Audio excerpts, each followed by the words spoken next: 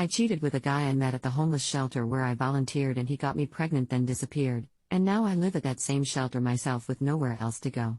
I threw away my marriage and comfortable life for someone who turned out to be a predator targeting vulnerable volunteers, leaving me homeless and pregnant while my ex-husband rebuilds his life without the burden of supporting someone who betrayed him. I'm Nicole, 28, was married to Brian, 30, for 4 years. We had a comfortable middle-class life in a nice apartment, dual incomes, and plans to buy a house. Brian worked in finance while I felt restless, and started volunteering at a downtown homeless shelter 3 days a week, serving meals and organizing donations. That's where I met Andre, a guy around my age who'd been staying at the shelter for 2 months. He was different from other residents, articulate, clean, charming in ways that made you forget he was homeless. Andre claimed he'd lost his tech job and was temporarily down on his luck while job searching. Andre started paying special attention to me during volunteer shifts. He'd compliment my cooking, thank me personally for my kindness, and ask thoughtful questions about my life. He made me feel appreciated and important, like I was someone special instead of just another volunteer helping the needy. I was flattered because Brian had been taking me for granted lately. We'd fallen into a routine where he focused on work and financial planning while I felt invisible. Andre saw me as someone worth pursuing, someone interesting and attractive enough to spend time with. Our conversations became personal. Andre would tell me about his technology background, his plans to get back on his feet, his gratitude for people like me who cared. He was intelligent and well-spoken, nothing like my stereotypes about homeless people. Andre asked me to meet for coffee after my shifts, saying he needed advice about job applications and wanted to thank me for being kind. I should have maintained boundaries, but I felt needed and helpful in ways that extended beyond just serving meals. The coffee meetings became regular. Andre would share stories about his past and hopes for the future, making me feel like I was saving him, like my friendship was the difference between him giving up and getting his life together. I started lying to Brian about where I was going after volunteer work. Instead of admitting I was meeting with a shelter resident, I'd say I was having dinner with other volunteers or attending planning meetings. The deception felt minor compared to the good I thought I was doing. The relationship became physical gradually. First Andre holding my hand while thanking me, then hugs that lasted too long, then kisses that felt natural.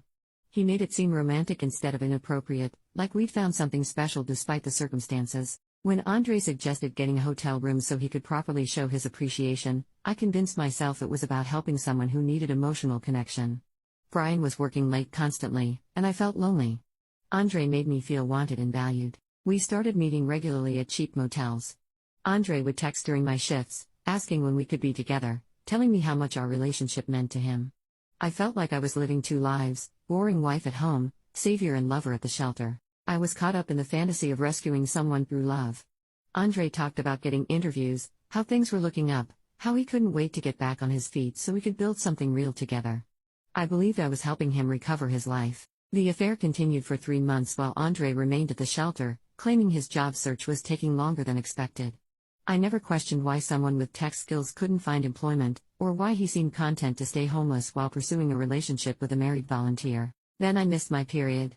The pregnancy test was positive, and the timing made it clear Andre was the father.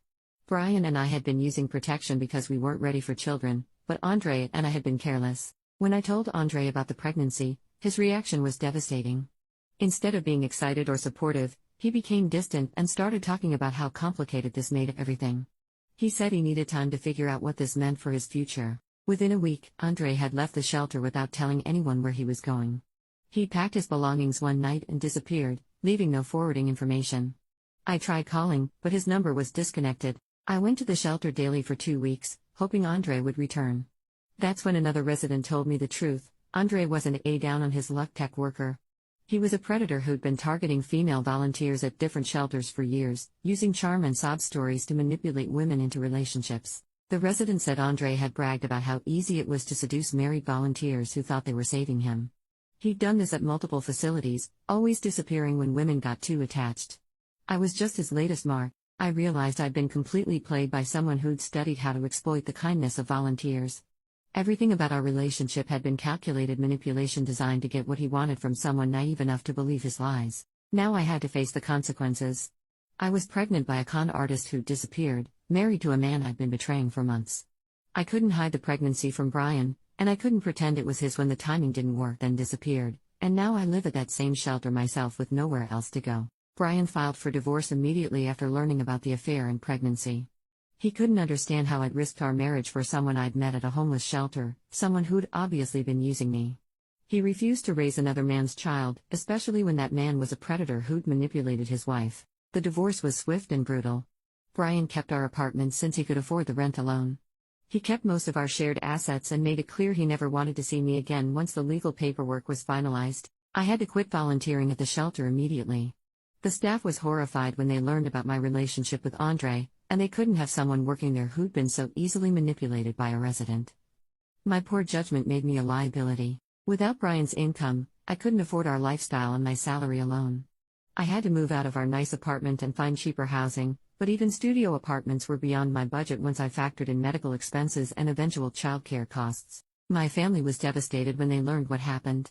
My parents had loved Brian and couldn't understand how I'd thrown away a stable marriage for someone who'd been using me.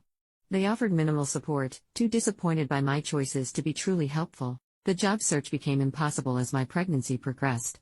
Potential employers were reluctant to hire someone who'd obviously be taking maternity leave soon, and I couldn't afford to be unemployed with a baby coming. I gave birth to a son I named Tyler. He was healthy but represented the permanent consequence of my worst decision, a daily reminder of how thoroughly I'd been deceived by someone who'd never cared about me. The financial pressure became unbearable after Tyler's birth. Childcare costs made working impossible, but staying home meant no income. 3 months later, I was evicted from my studio apartment for non-payment of rent. With nowhere else to go and no family willing to take us in, I had to swallow my pride and apply for emergency shelter placement. The cruelest twist was being assigned to the same shelter where I'd once volunteered, where I'd met Andre and destroyed my life. The staff members who remembered me were kind but clearly uncomfortable having a former volunteer as a resident. The other residents knew my story, how I'd gone from volunteer to homeless single mother because of my affair with a con artist. Living at the shelter with my infant son was humiliating beyond words. I'd become a cautionary tale about what happens when volunteers cross professional boundaries. The daily routine was degrading in ways I'd never understood as a volunteer. Tyler was developing normally, but raising him in a shelter environment was heartbreaking. He deserved a stable home with loving parents, not a cramped shared space with a mother who destroyed their chances at a better life through selfishness. Brian occasionally sent money for Tyler's needs, which was generous considering the circumstances. He never asked to see his ex-wife's baby and made it clear the payments were charity, not child support, since Tyler wasn't his biological child. I tried contacting Andre through every possible avenue, hoping he might take responsibility for his son. But Andre had been using a false identity, and tracking down a con artist who specialized in disappearing was impossible without resources. Brian started dating someone new and eventually married her. They bought the house he'd planned to purchase with me and are building the family I destroyed, while I struggle to provide basic stability for the child I'd conceived through betrayal. 2 years later, I'm still working to rebuild some kind of stable life for Tyler and myself. We've moved to transitional housing, which is better than the shelter but still temporary. I work part-time while Tyler is in subsidized daycare. Andre is probably targeting other volunteers at different shelters, using the same tactics that worked on me. He faces no consequences for the destruction he's caused, while Tyler and I live with permanent reminders of my worst choices. The worst part is knowing Tyler will grow up asking about his father, and I'll have to explain that Daddy was someone who tricked Mommy and disappeared when she needed him most. My son deserves better than the circumstances I created through my selfishness. I volunteered at a homeless shelter to help people in need, but ended up needing that same help because I let someone use my kindness against me. The irony is as devastating